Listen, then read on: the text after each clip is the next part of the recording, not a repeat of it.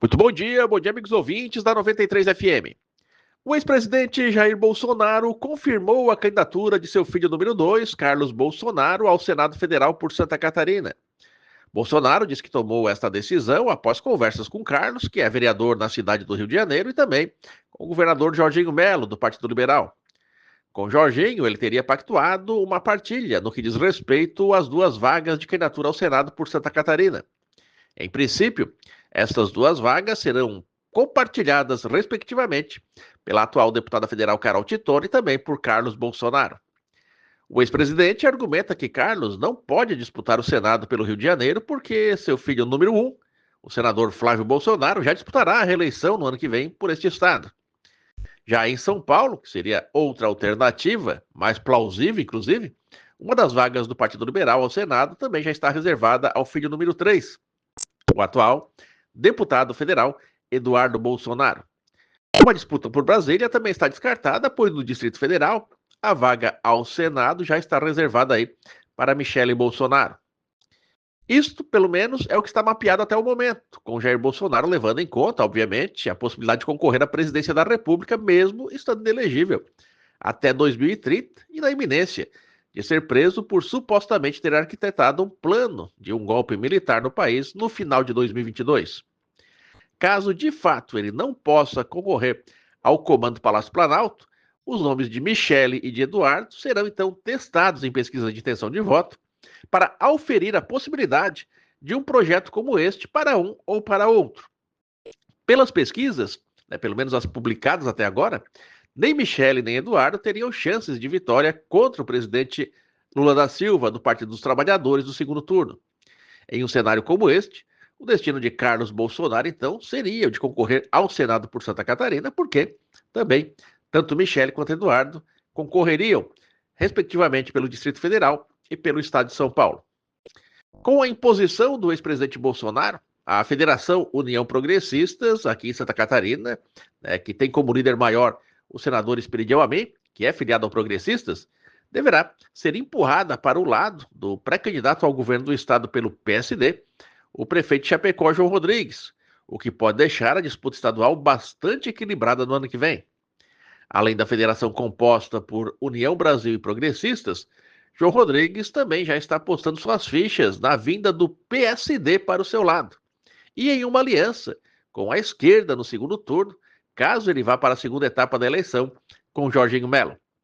No que diz respeito à obsessão de Jair Bolsonaro para ter a família toda no Senado, a mesma está vinculada ao seu desejo de ter o controle da Câmara Alta, que pode servir, então, de base para que Bolsonaro dê as cartas do jogo político no país. Sua primeira jogada seria, sem dúvida alguma, tentar promover o impeachment de ministros do Supremo Tribunal Federal, como, por exemplo, Alexandre de Moraes, que obviamente deve ser o primeiro de sua lista. Vale lembrar que a candidatura de Carlos Bolsonaro ao Senado pelo PL de Santa Catarina não afasta apenas Esperidião Amin da base de apoio de Jorginho Melo. Vários políticos do próprio PL podem cruzar os braços diante da ditadura bolsonarista aqui em Santa Catarina. Situação, aliás, que pode se agravar, resultando no rompimento de líderes estaduais do PL com o governador. Uma dessas figuras, que já está de nariz torcido, é a deputada federal cristiumense Júlia Zanato, que esperava ser a companheira de chapa, de dobradinha, com Carol Tittoni, no que diz respeito à disputa pelo Senado ano que vem. Ela, inclusive, já foi convidada para migrar para o PSD, por onde poderia concorrer como candidata a senadora, apoiando, então, o projeto de João Rodrigues.